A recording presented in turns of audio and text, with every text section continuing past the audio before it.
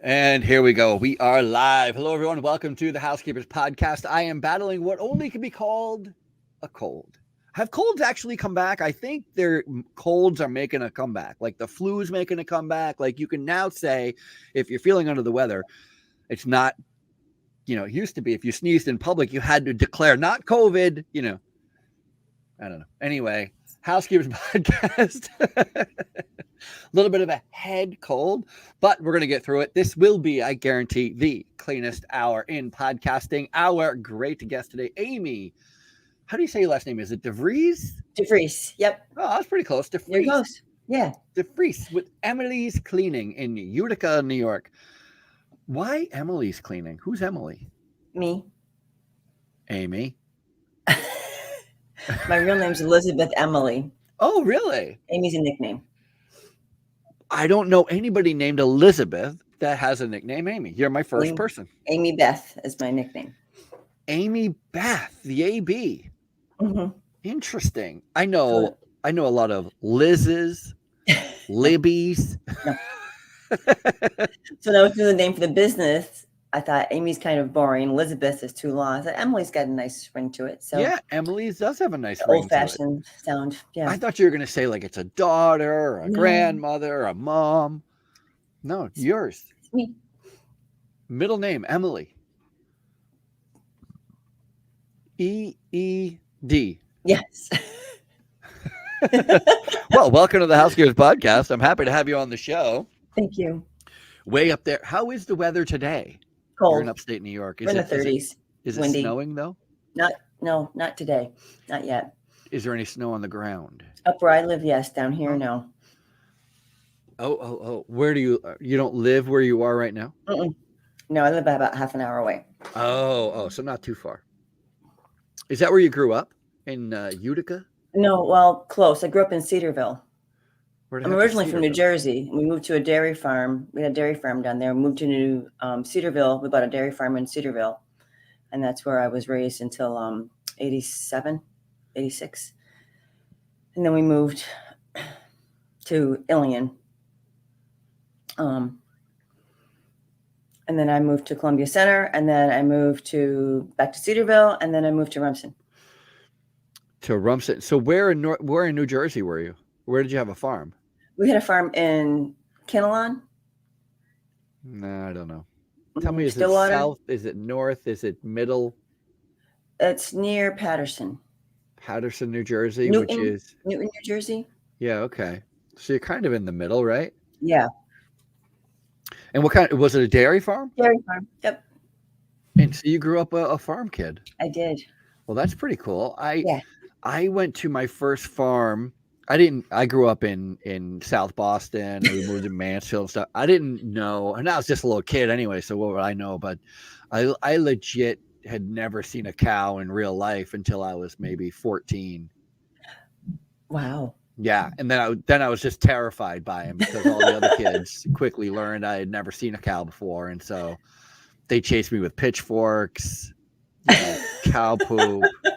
I was milking cows at 5 years old. Wow. Mm-hmm. I have never milked a cow. Mm-hmm. I never got to know him that well, and I thought you should get to know him a little bit. Before you milked. It's a terrible joke. That is terrible, Ralph. I gotta say. You're digressing. I told you I have a little bit of a cold here. That's all it is. So what was it like growing up on a dairy farm? Oh, it was great. Great. How old were you when you moved from New Jersey to New York? Fourth grade. So was fourth grade 8? 1978. I was 8 in 1978. Yeah, so I was around 10, 9 or 10. Yeah, okay. And did your parents own the one in New Jersey and then buy another one? Yeah, they put a highway through our cow pastures. Dad decided it was time to move, so we moved to New York. To They put a highway to the cow pasture. Yeah, Dad decided it was time to move. Yeah, no question. Mm-hmm. No question. How many I was going to say cattle, but that's not it. It's cows, right? Yeah, we had 120. Holy, that's a lot. Yeah, we milked around 70 to 80. Wow. Yeah. So it was just me Wow. and my brother, my dad and mom. So we worked hard. My dad and mom. So we worked hard. So what was a typical day like for you on the farm? I mean, what time did you get up in the morning? Well, my brother and I alternated mornings before school, so we didn't have to do it every morning. So one morning he'd get up and help with chores, the other morning I would. So we were up at 5:30. How is he, older or younger? We're 7 months apart. I'm adopted. So we're 7 Oh, months apart. So we do barn chores before we went to school, and then we come home from school and we'd have our chores to do in the barn when we got home from school. And during the summer, it was hay season and gardening and, fix the stuff. And what is, pardon my ignorance, what's barn chores? feeding, cleaning the gutters out, graining the cows, cleaning the calf stalls, cleaning the pipeline after milking, cleaning the milk house. Yeah. There's a lot. Feeding Sounds the like heifers. a lot of cleaning going on. Yeah. My dad was super clean. The barn had to be spotless. So, clean the heifer barn, clean the calf barn, calf pens. Wow. We clean the mangers every day, twice a day. The mangers had to get cleaned out. All the old food before the new grain and hay was put down. Wow. Yeah. I guess it's, and there's only 4 of you and 2 of you are kids. Mm-hmm. I bet that means your mom and dad had to work a ton, because I can't imagine you were all that great of a worker at 10. We did. We worked. Yeah. If I couldn't milk cows, my punishment when I was a kid, if I was bad, I couldn't milk. Wow. So you really enjoyed it. I did. I loved it. Wow. Loved it. Mm-hmm. Loved it. Wow. Okay. So it's fun. Yeah. For me, I just loved the cows, and yeah, they all had names, and Was any of them named Betsy? No. Oh, I think I don't know why. I think that's a common cow. We didn't have any Betsies. Is that true? I don't know where I heard that. Betsy the cow is a very common thing that you hear, but we didn't have any Betsies. No Betsies. What were their names? Do you have like a memory of? Yeah, we had like the flower group. We had Rosie, Daisy, Lily, and then we had the song group. We had song, music, melody, harmony. You're blowing my mind here. I had no idea. I remember, up in Buffalo. It was a small farm for family farm. So, I named all the cows. That's super great. In Buffalo, and you're near Buffalo, kind of, right? It's about 3 hours. Yeah. So up in Buffalo, there's a patch of roads called the Fruit Belt. Have you ever heard of that? No. Yeah. There's like Orange Street, Lemon Drive, whatever. but it's all named after fruit, and it's a gang. Like it don't go to the Fruit Belt was the first thing I was told when I went to Buffalo for the first time. The Fruit Belt bad side of town, apparently. Yeah, so it's bad fruit is what That's terrible.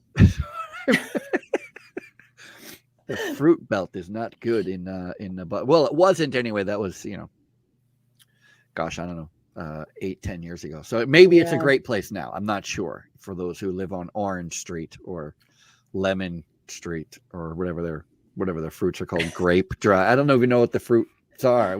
You wouldn't have a Banana Street, would you? I don't think that's accurate. That doesn't sound like a good street name. But Orange Street sounds okay. It does. Citrus Drive, maybe. So what was high school like? Did you play any sports, or you didn't have any time? We did. My brother played football, and I was in track. Excuse me. I wasn't good at sports. I was happier milking cows and riding my horse. So, riding horses too. I preferred to be home on the farm doing the things I like to do. Did you ever work outside of the farm? Did you ever deliver newspapers or anything? No, I milked for other farms in the area. I would milk cows and do chores if they went away for a weekend or things like that. They called me. I was like the local milker because I was good at milking. So I would go down and take care of those herds when they went away. Not to be too forward, but how much does a milker make? Not much. Yeah. I don't even remember. It was so long ago. Long time ago. It's got to be kind of fun though to go to a different farm and it was stressful because you don't want to get mastitis to the cows and make sure you feed them the right amounts of feed and grain, and every cow gets a different amount based on how much milk they produce, so that it varies. So you'd have a list of what cow got what as far as how much grain they got. So that was a little bit, the barn cleaner was going to break. There was always things that could happen. Water pipe break in the barn. And, so it was stressful sometimes, but I still enjoy doing it. I had no idea that you had to measure the food based on milk production. Mm-hmm.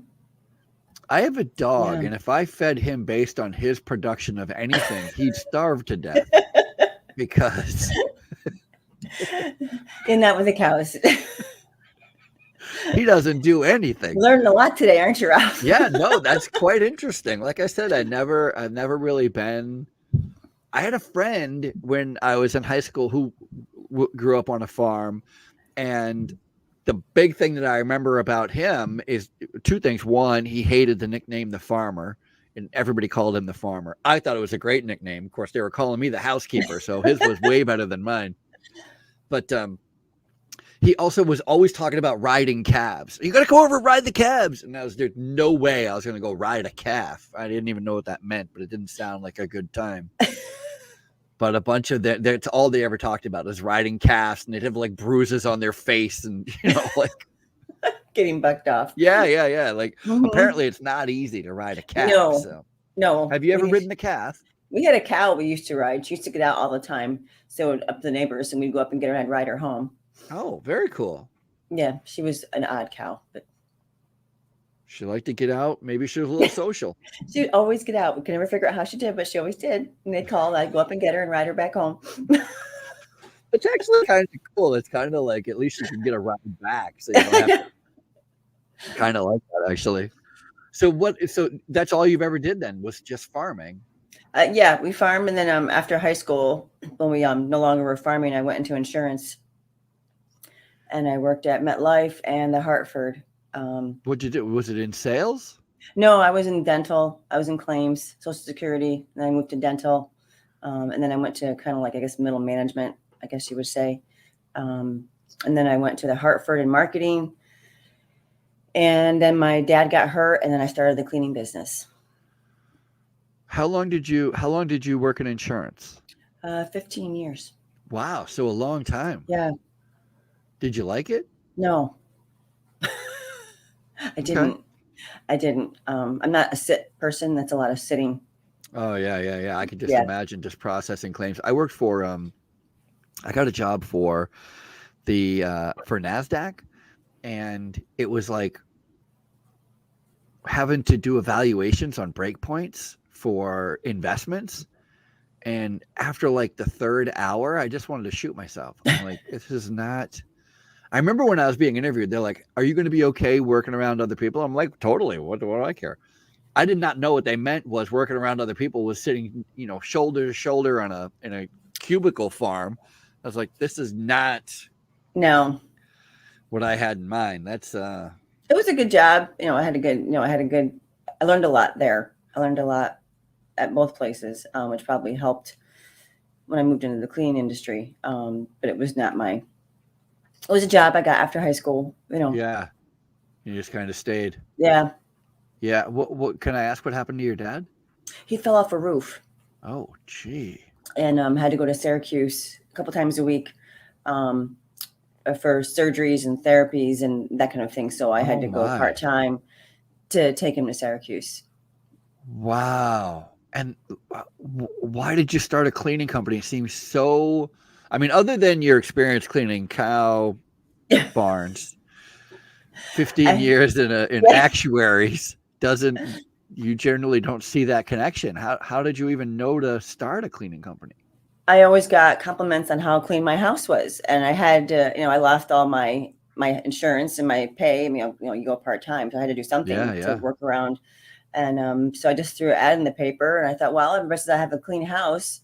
So I just threw an ad in the paper and got my first house and kept going. What about that? How did you get that first house? So they just called you up and they said, hey, I had an ad in the paper, and they called me and hired me. How big was the house? It wasn't very big, but it was difficult client. I had, you learn a lot the hard way. How many bedrooms was it? 3. Did they have kids? No. Did they have any pets? Yes. How many? I think it was 1 dog and a cat. Oh, okay. Indoor, both Yeah. indoor. Yeah. Yeah. We used to have. I worked for a house cleaning company, and we used to have what they called the gross fee. And so it was like, I think they charge. I didn't charge. I was working for them, but I think they charged like $65 for us to go in and clean. And we'd go in with two people. So two people would go and clean house. We'd do a whole route. But if you had a dog or a cat or whatever, and they had an accident, like there'd be times there would be a dog in a cage, and we'd get there and the dog had messed himself all over the cage or whatever. And they would call that a gross fee. And the gross fee was $75, but the cleaner got to keep it all. So we always wanted a gross fee. We're always looking for any reason. This is back before cell phones too. Nowadays, I'm sure you can not cheat as much as we could then. But back then, we would turn a small little spill on the floor into a big puddle that almost just to get the you can't do that now. Yeah, I shouldn't have admitted that. Anyway, so has the statute of limitations expired? That was let's see, 25 years ago, 30 years ago, maybe. Anyway, I might have fibbed a couple of times on the gross fee. Wasn't that gross, but needed that money. So it was your first client, 3-bedroom, couple of pets. What made them so difficult? Picky. Yeah. They were picky. And when you're doing other people's houses, it isn't like doing your own. Even though I was a neat freak, it still is different when you're doing somebody else's other than doing your own. Yeah. And you don't have the same set of eyes. You don't. You're not sitting on the couch every night looking at a spill on the wall. Right. And it's not like they're going to tell you. Instead, they're going to go like, well, let's see how good this housekeeper is. Yeah. Yep. Let's see if she finds that. And, you get it back. And was the housekeeper here? Let me go look. And what do they look at? They look for that stain on the wall. Yes. And they see a stain on the wall. This housekeeper is terrible. Okay. Well, that stain on the wall is behind the television. Right. You have to sit in the right spot in the right time of day for the sunlight to hit it. So that's what made him so difficult, huh? Yeah, it was just, and I was nervous and I was learning and I had no clue what I was doing. Had no clue how to run a business, how to do anything, nothing. It was just, I can do this. So I just did it. How long did you have that client before you got your second client? I don't remember, honestly. Was it a long time, very quickly? No, it was fairly quickly because I remember my part-time job, I was able to quit within like 3 months or 4 months. Nice. I had really great. I had like 30 or 40 houses at that by then. Wow. And do you have kids? I have a son, but he's older. Yeah. Did he pitch in at all? Did you put him to work? No. He didn't want to. Yeah. No, they never do. No, he didn't want to. Yeah, they never do. That's why you have to make them. Yeah. That's what I. Even now, he's like, "No, Mom, I don't want to do cleaning." I'm like, "Okay." My son called me. My son right out of high school, he went to California. He's going to go live in California. And I said to him, anytime you need a job, you let me know. He's like, I don't need a job, right? Like I have a lot of contacts in cleaning, so I know that I can get him a job anywhere in the country with a cleaning company. Yep. And he's like, there's no chance I want to be a cleaner. I'm like, you just let me. You ever need a job, you let me know. So he calls me like 6 months later. He goes, need a job, Dad. So what kind of job do you think you can get me? I go, oh my gosh, I have the perfect place for you. And it was at a nursing home. I said, this place is a nursing home. A friend of mine does the cleaning there. He'll hire you. I think he worked there for like 2 days. He calls me like, Dad, I hate it. And I kind of was glad. I got to tell you, I was kind of glad. I was like, good. He's like, I'm going to go do anything else. Good. There you go. He's never done it ever since. Now he's an electrician. So there you go. There you go. That's a good field. Yeah, not terrible. So you went quickly, just grew right up. Did you ever, and do you now, just curious, do you now or did you ever have how do your clients know that you were there? Do you leave them a note? Is there a little clean, dirty magnet on the door? We have one on our dishwasher. It's a magnet that has clean on one side, dirty on the other. Yeah. No. mean, now with the software that we use, I send an email out and ask them very to nice. rate our cleaning and how we did. I think it's a 0 to 4 scale. 0, we're fired. 4, we did a great job and they love us. Excellent. So we don't always get responses to that, but we try to follow up and we'll give them a couple of days and we'll send another one out and ask them. Because it's good for the cleaners because the cleaners see those responses, so they know if they've done anything wrong as well, and they want to know. Yeah, so explain it to me then. Is it just simply like I clean the house, and as I'm leaving, the last thing I do is I grab my phone and text the owner, hey, no. They clock out on their scheduling software on their phones. Oh, so they're just simply punching out, leaving this place. Yep. And then once they do that, that triggers an automatic response to the client that their house has just been cleaned. Yes. Interesting. That's really great.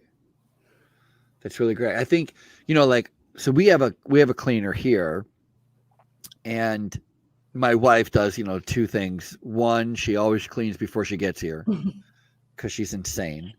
And then 2, every time she walks in after the housekeeper was here, because she's not here all day, my wife is a school teacher. And as soon as she comes home, she starts looking for evidence that the house was clean. Right? Like she really does. Like, we make our bed every morning until the day that the housekeeper's coming. Her name's Hilda. So if Hilda's coming, we don't make the bed because she's going to wash the sheets and everything. Yep. And so that's like where my wife makes a beeline for the bedroom. Sees the bed made, housekeeper was here. Hilda was here. It's all good. And I'm still working on my Spanish. Hilda only speaks Spanish, and my wife is a Spanish teacher, language teacher. So it works out for those two, but I'm lost. Not for you. I'm lost in the whole thing. But I always want to I just want to give her the,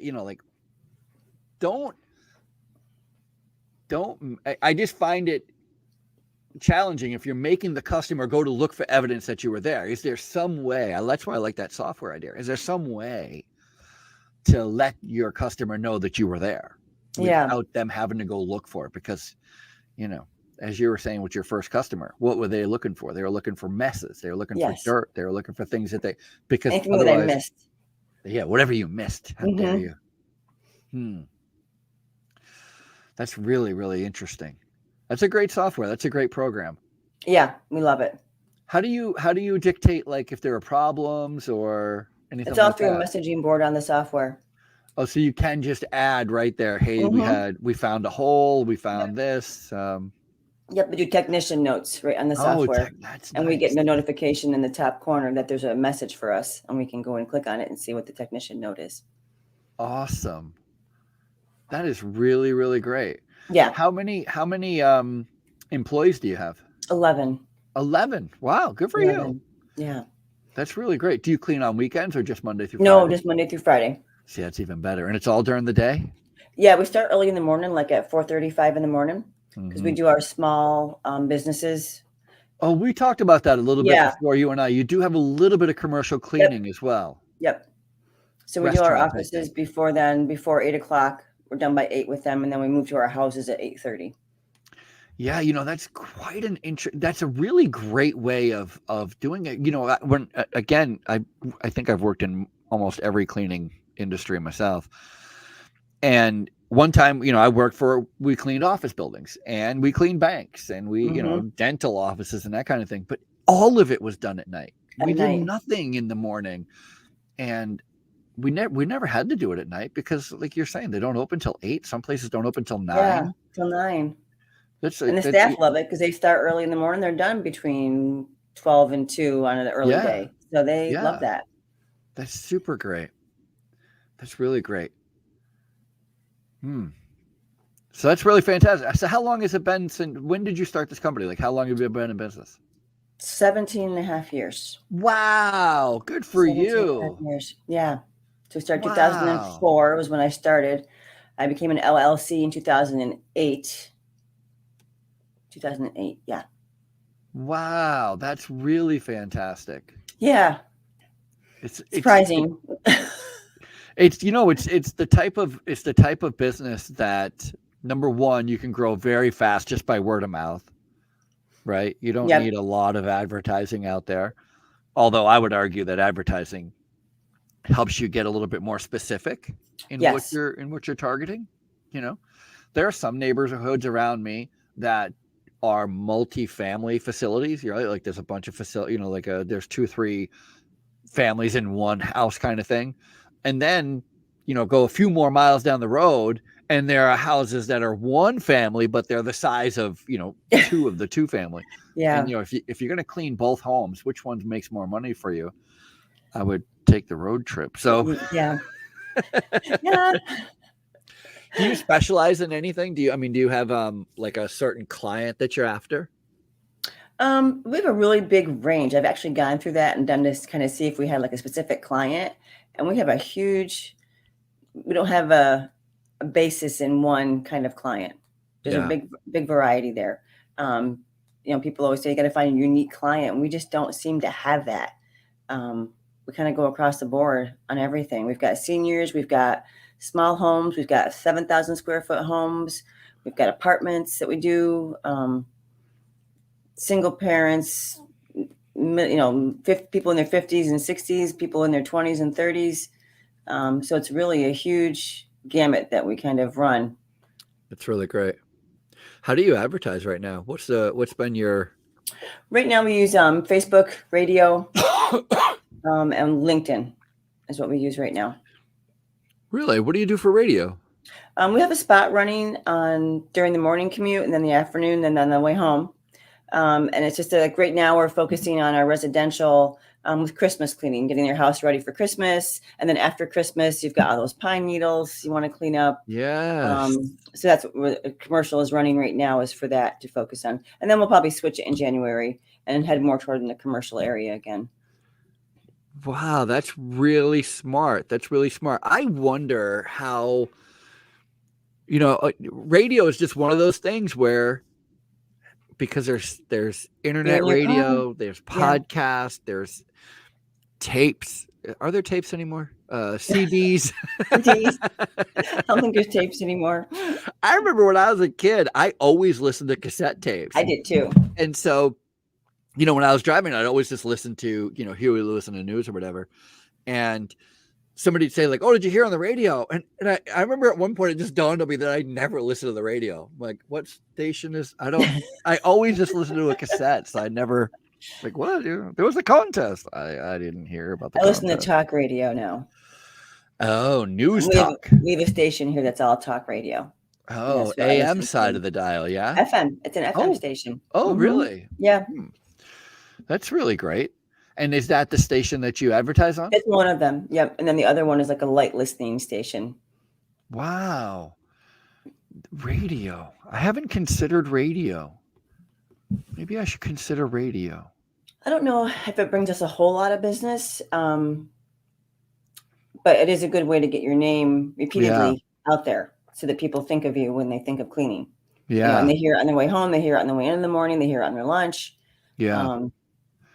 I train managers. So I train cleaning managers. So people who are in the cleaning business, but they're running crews, they're creating job routines, they're doing work loading. That's what I'm an educator. So that's my part. And I work mostly in healthcare. So like nursing homes, assisted living, small hospitals. So I wonder but there's a ton of those around me. There's a ton of nursing homes and hospitals and senior care facilities. I wonder if radio would be it's interesting. I have to think about it. Maybe radio, because I do Facebook, I do LinkedIn. Yeah. Do you ever buy any ads? Do you ever buy any ads? Buy any ads? Yeah, like on Facebook, you do Facebook ads. We post it, like boost it, whatever they call it. My marketing guy does all that for me, so he just sends me a bill every month and whatever it is. Oh. Yeah, so same thing. Kind of boosting is kind of like having an ad out there. So it all seems to work then. Yeah.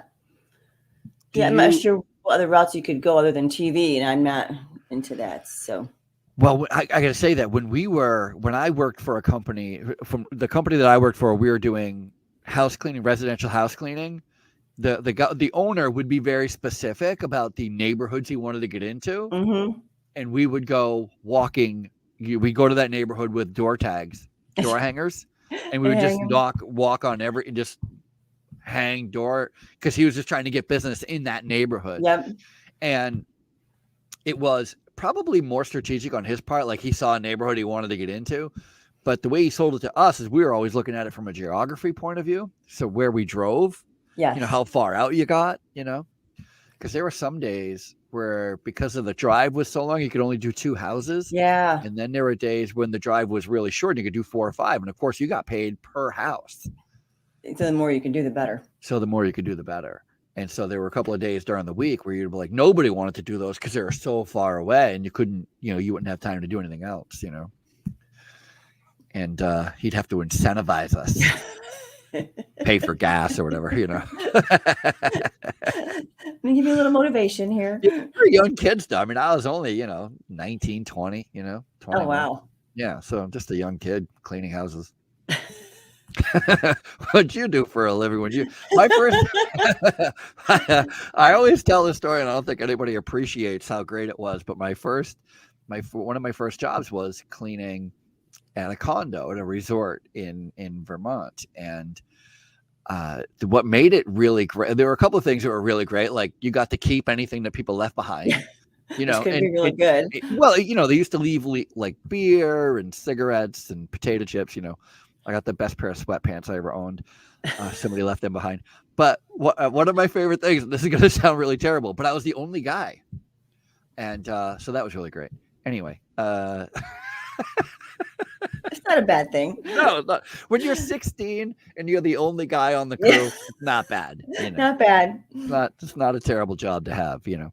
Any heavy lifting came my way. All the driving, you know, came my way. You know, wasn't terrible. Oh, the days. No, I don't want to go back there. I know. It's funny, you know. Everyone's like, "Why are you working in cleaning? You know, you should be working in construction." I'm like, in construction, it's all guys. Who wants to do that? Yeah. Not anymore. A lot of women know. Yeah, well, that's fun though. That's fun. So when you do social media, do you post yourself or do you have somebody posting for you? I have a guy who posts for me. Yeah. I'm not good at social media stuff, so I'll tell him what I want, and then he goes ahead and creates it for me and sends me a preview before he does it, and then I tell him yes or no. Yeah. Do you ever do like before and after pictures or anything? We don't. Like you know, you have to get the client's permission. Yeah, that's true. To take pictures in their home, and I know how I would feel about that. So, I wouldn't mind the after pictures, but the before, how dare you? And we did a couple times, and the client was great. They're like, "Yeah, sure, ready." Because it was just her shower. It was just a glass shower. And it was really bad because it had just a hard water, and it came out like beautiful.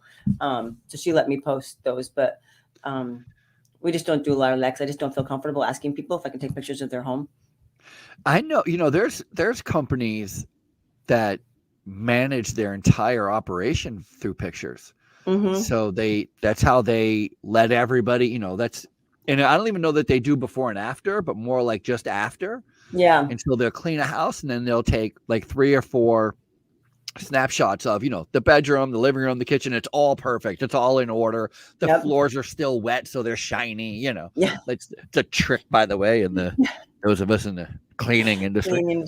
Take pictures of wet waxed floors. Like, oh my God, it looks amazing. Yeah, it isn't dried yet. We're not going to tell you that. But and then that's how they manage. So that's how they communicate with their customers. Staff? But their customers. Okay. All right. And it's how staff communicate to the owner or to the. They must have approval of that before they go into the house. Yeah, they must. I have a friend. I have a friend who owns a floor care company in Florida, Orlando, and he's got crews going out all the time, and they're doing schools, and you know they're stripping and refinishing, and they're doing early morning and late night because it's floor care. Yeah. And he's like, they just send me pictures of when it's done, and then I'll call the client like, hey, we all got it done, and you know, here's the bill for it and all that. But he's like, I hardly see any of the floors we do in person because we use so many. Use the photographs, yeah. It's not a terrible. I just met these 2 guys who own a company in Chicago, the janitor store. I think it's called the janitor. Do you know the janitor store? Janitorial store? The janitorial store. Okay, so I don't know the full scope of it because you know we were at a cocktail party when we were talking about it, but they created like an app that it's for, like, how do you know people are getting done what they're supposed to be getting done? And it's all through pictures on this app where your staff are instructed to upload, just not a lot of pictures, but just series pictures, like, the bedroom, the bathroom, the kitchen, the dining room, whatever. And that's how you ensure that, that's how you remotely manage. It's a good idea. It's a good idea. It is a good idea. How did COVID affect you? I mean, we closed for like 6 weeks. That's not terrible. Yeah. And, first of all, we couldn't get PPE. Yeah. So we couldn't get masks, we couldn't get gloves, we couldn't. And then, I just didn't know enough about, nobody knew what was going on or how it was going to affect everything. And just for safety purposes, I didn't feel like we should stay open. And so during that time, I was on webinar after webinar after webinar after webinar. I went through an symposium with GBAC. I did a 3-day symposium with them. And I got certified in biohazard. I went through all that stuff I don't want to do that kind of work, but the more I knew, the better I figured I was as far as approaching things going back into when we reopened again. So that was hard. Yeah. How did you, so 6 weeks later, I mean, you're in the middle of May, 6 weeks later, right? Yep. So beginning of May or whatever. So schools are closed. Yep. Offices are closed. People are learning how to work remotely on Zoom. Yep. How did you convince people to let you in and continue to clean? We did a slow reopen. Yeah. We had 2 staff came back. So we had to hire a new one. So I went back out in the field when we reopened. It was hard because middle of the day, somebody called, hey, I had a COVID exposure. You can't come clean. So things were changing on the fly. It was just insane. So keeping staff, I'd hire people and they would leave because we couldn't, the hours were just, I couldn't. Non-predictable, right? Yeah, it was insane. So I started moving more and more to commercial work because if they had a COVID case, they didn't cancel. They wanted us there more. Yeah. So we picked up quite a bit more commercial work during that time. But it was hard. It was a slow reopen, and we just kind of, as houses came back on, I just kept trying to hire people. And when we got to a point where we had too many houses, and I said, we can't take any more on right now until we get more staff on, because it's just, I can't, it just was too much. And how is your staffing now? I mean, I know you said you have 11, but how is it recruiting in your area, hiring in your area? We're overstaffed right now, finally, thank God. Wow. But that's in the last 2 months. That we've gotten to the point where we're actually a little bit overstaffed, and now I'm stressing to get work on. Up to that point, it's been a nightmare. Just a nightmare.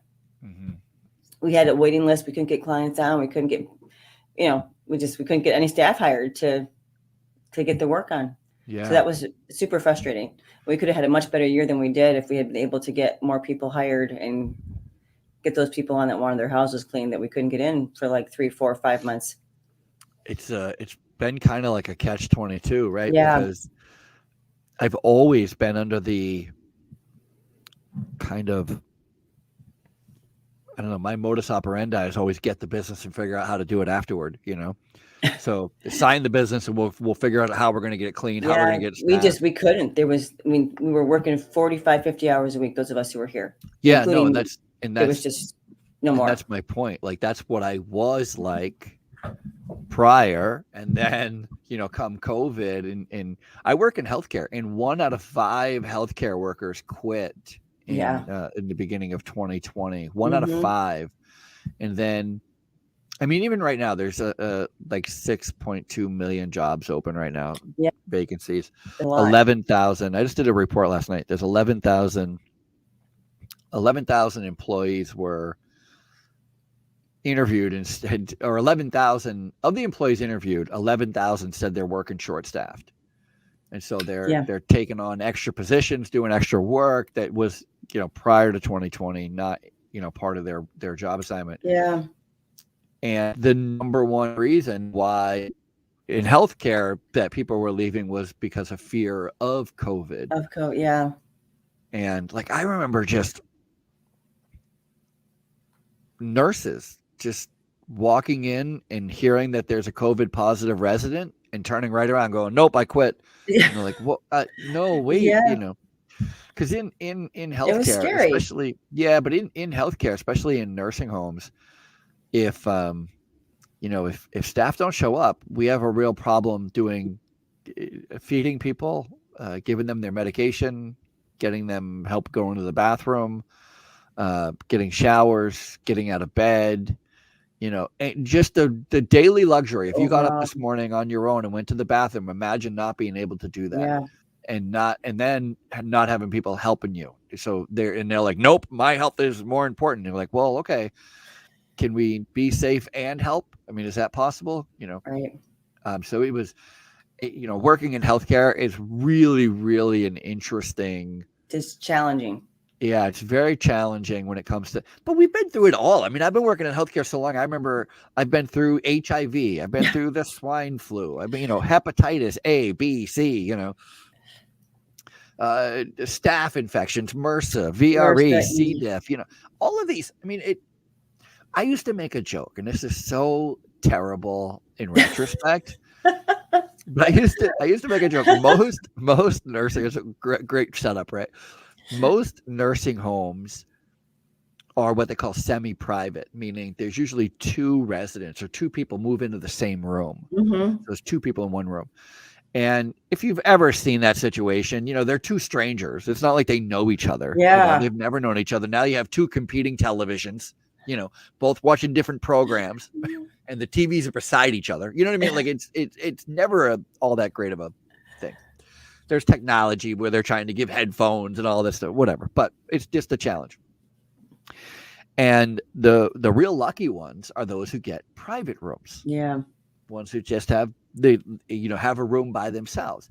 And so I used to make a joke that when I go into a nursing home, I'm going to lick everything. As soon as I get there, I'm going to lick everything. IV poles, walls, bed frames, handrails, doorknobs. If I can reach it with my tongue, I'm licking it. There's a reason for this, right? In the hopes of getting C. diff, VRE, MRSA, something to where I would not be able to afford a private room, so I'd be in a semi-private, but I'd be too contagious to have a roommate. So you'd be isolated. Room. I don't think you want to go that route, Ralph. Yeah, that's a healthcare humor right there. That's a little. How do you get a semi-private room? Private, be too sick to be with anybody else. And I don't know why I thought that was funny when I said it at the time, but now you see people who are sick and you're like, I would not want to be that. I'd be in a quad, a room with 4 people rather than be sick. Yeah. There are some nursing homes that have 3-bedroom rooms, 4-bedroom rooms. It can either be really fine, it can be really terrible. Really terrible. Yeah. But staffing in nursing homes is a real problem. Senior care, hospitals, real problem. Really has devastating results, impacts people differently, really bad. But I'm when COVID hit, we were still in the process of, like getting more accounts. And then we're like, whoa, wait, hold on. Yeah, everything changed.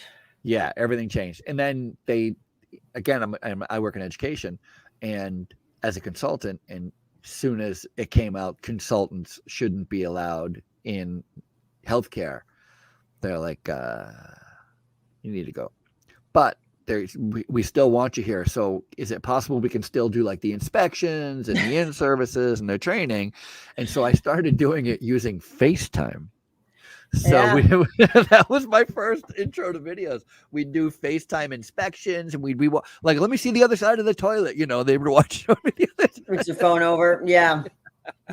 Well, +2 with us, we went to interviews, doing Zoom interviews instead of in-person interviews when we reopened. And that was hard because you really can't see someone's demeanor when they come into when they walk in, they walk out. It was hard to gauge people on a Zoom call. Yeah, that's true. I don't think we hired anybody on a Zoom call because in healthcare, we needed you to show up. Yeah. What a challenge. Yeah, we did all our initial interviews on the Zoom, and then if we thought we wanted to move forward, then we bring them into the office. Yeah. Let me ask you this. Do you have your own chemical line, or No, we don't. do you just use whatever the customer has? No, we have our own stuff that we use. Better Life cleaning products, and we use oh God, I'm drawing a blank. I'll get back to you on that one. No, it's okay. I'm just curious, like another one of the changes that we made when I first started working for that guy cleaning houses, we had our own chemicals. Like he bought at Costco or whatever, he would just buy cases of there was nothing cool at the time. It wasn't, I think it was like 409 and stuff like that. It was very, just regular stuff, not like Method. Method's pretty new on the market, pretty strong stuff. But we would always just bring in a little housekeeping caddy. We'd go in with all our stuff. And then at some point we stopped and he stopped providing chemicals, and he just changed this whole thing to where the customer would have their own chemicals. So if you liked this kind of cleaner, then just have it on the counter for us. We're going to be there. If you like this wood polish. Yeah. I started off using their chemicals, and then I'd get there and they'd be out of polish or out of floor cleaner, so then I switched over to providing, and then I could control what was being used also, as far as it being safer for the staff and safer for the clients, the pets. So I like that better. And I always know that staff has what they need to get the job done. Smart. Is that the same for light housekeeping equipment? Like brooms? We bring mops? everything. You bring everything. We bring everything. Yeah. Huh. Yeah. Huh. It's just much easier. The staff's trained on everything, so they're not going to break stuff.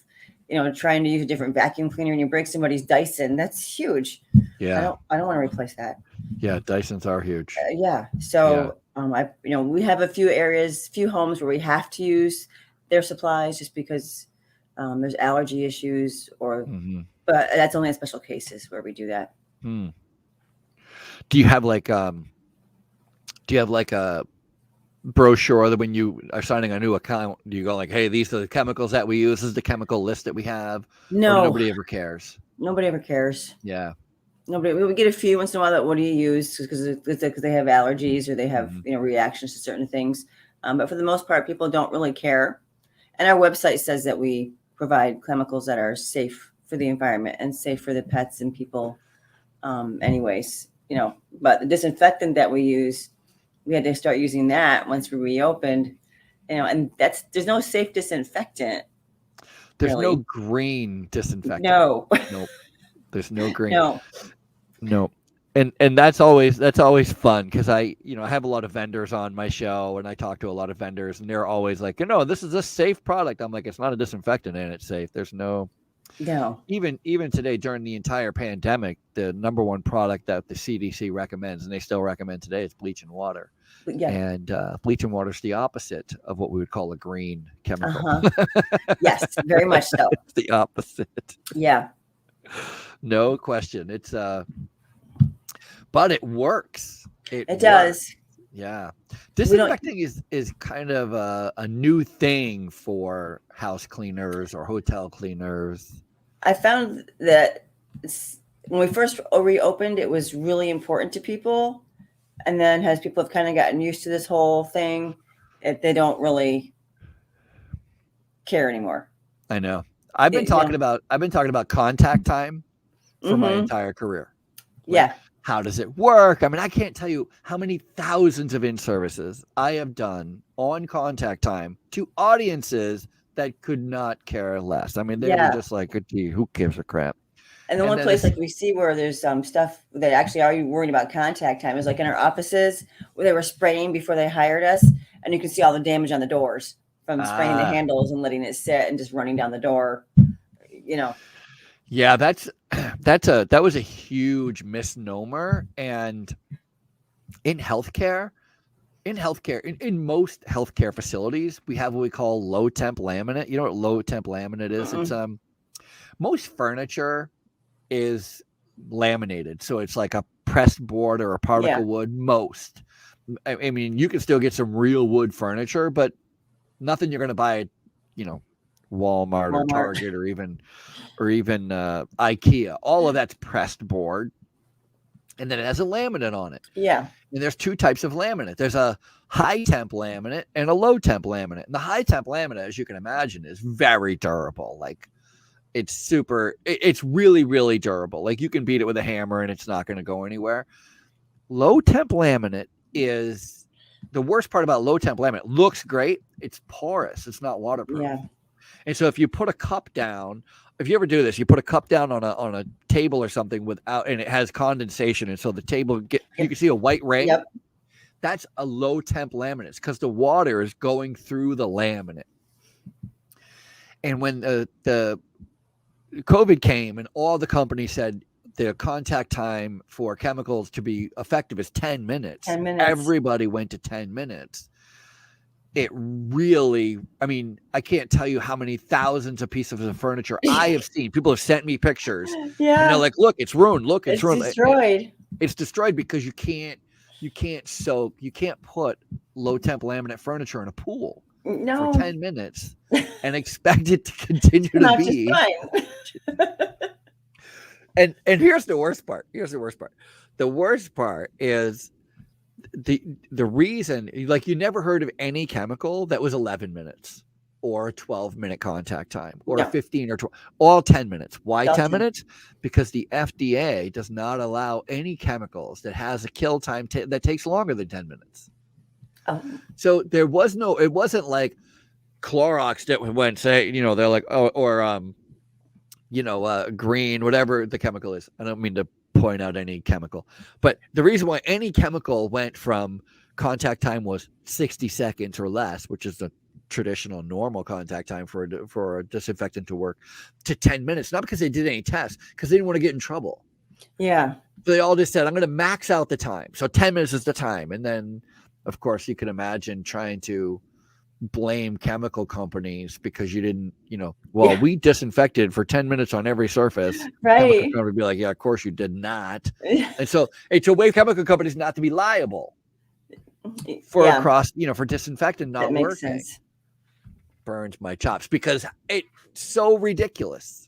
10-minute contact time. However, there is one chemical that has a 10-minute contact time that kind of makes sense, and it's for I feel like I'm talking too much. It's for what's that blue stuff at the barber shop? What's that stuff called? I don't know. You know where they put the combs in?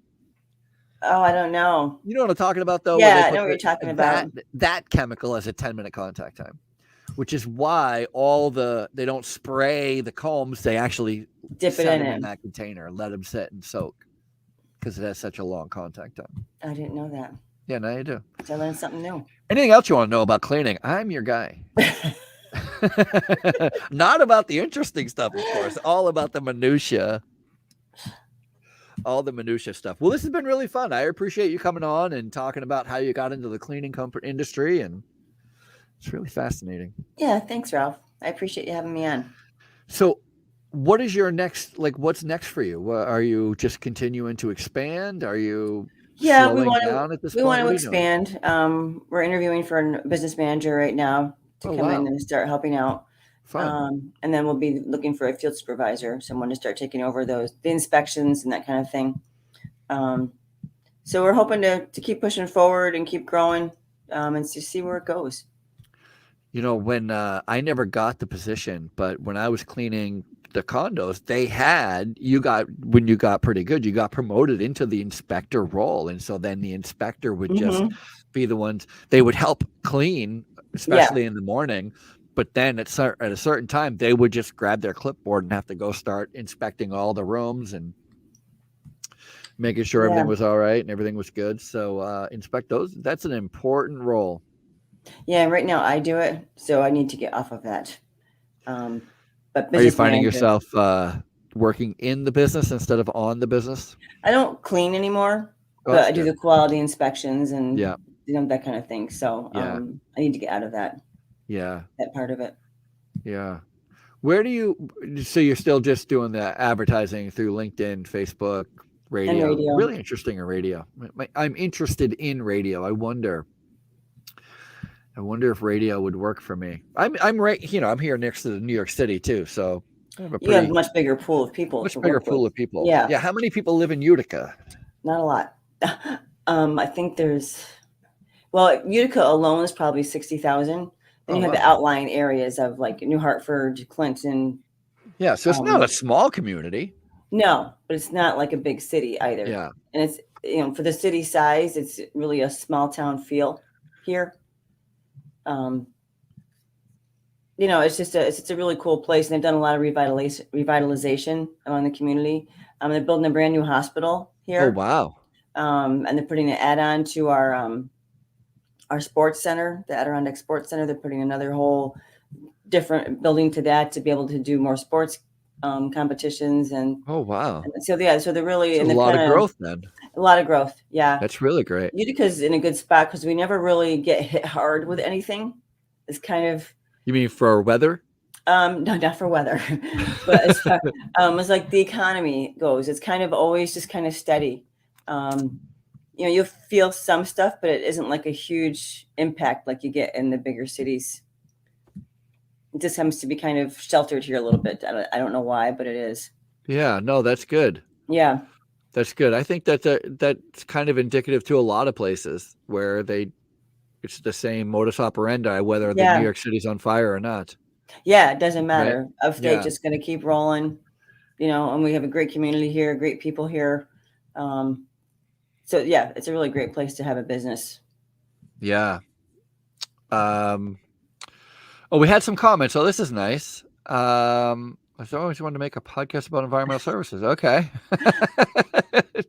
Yes, you can talk to either one of us after this. I don't know who he wants to talk to, but yes, you can. You can talk to anybody. We don't care. Do you care? No, you don't care. No, I don't care. We're open to talk about anybody about cleaning business.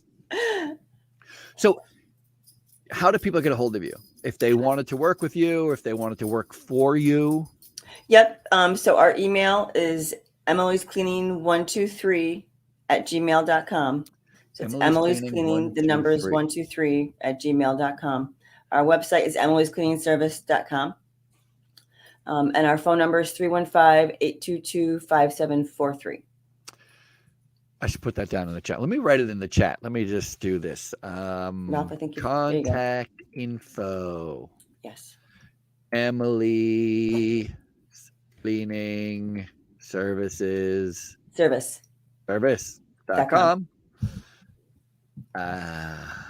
There you go.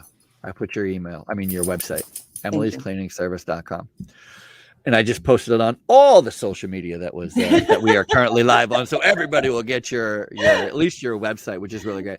I was interviewing somebody recently, and I can't remember her name, but she lives in a small town, and there's like one road on the way in and one road on the way out, and she owns both billboards. So there's a billboard on the way in town, the billboard on the way out of town. I know, and she's like, she gets all of her business from those billboards, from those two billboards. That's fantastic. It's so great.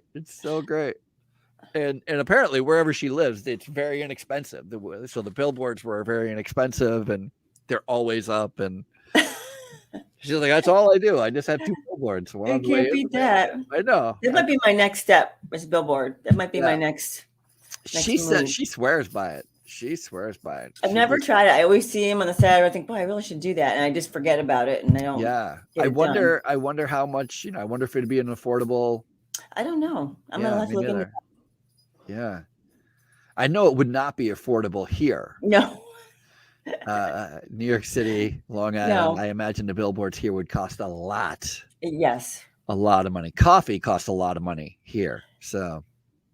Just imagine what it would take. Yeah, I'll stay here. Yeah. Well, thank you so much. Are you hiring, by the way? You are hiring, or you're not? We're not hiring right now, but we are always interviewing. Yeah. Because you just never know. Things change all the time.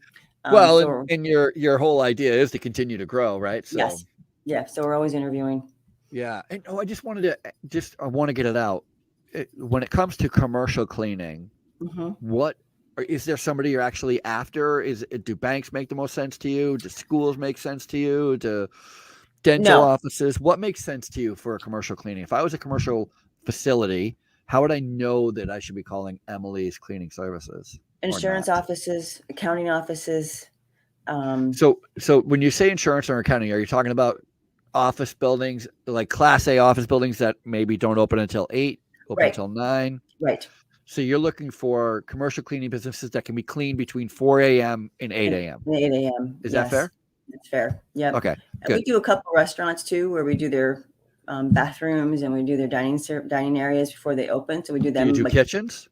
we don't do kitchens. Yeah, neither do I. I hate cleaning Yeah, they kitchens, don't. but good for you. I wouldn't. But we do have. them between like 8:30 and 10. We can get to them because they don't open until 11 usually. Got it. Yeah, they usually. Yeah. And then we use some manufacturing plants because we can do them during the day. So we have a couple that we do from 7 a.m. until 11:30, 12. Oh, okay. So Metal- you're talking again about bathrooms, common space, offices, just during the day. Yeah. So if like the Yeah. manufacturing plants, we take care of the whole thing, Oh, okay. all the Okay. offices, cafeteria, everything. We do the bathrooms. So I'm going to say you're open to everything that can be cleaned between 4 and 3. And 3 p.m. Yeah. Yeah. Okay. So now everybody knows. Yeah. Utica area. How big of a geography from Utica? How far are you going out?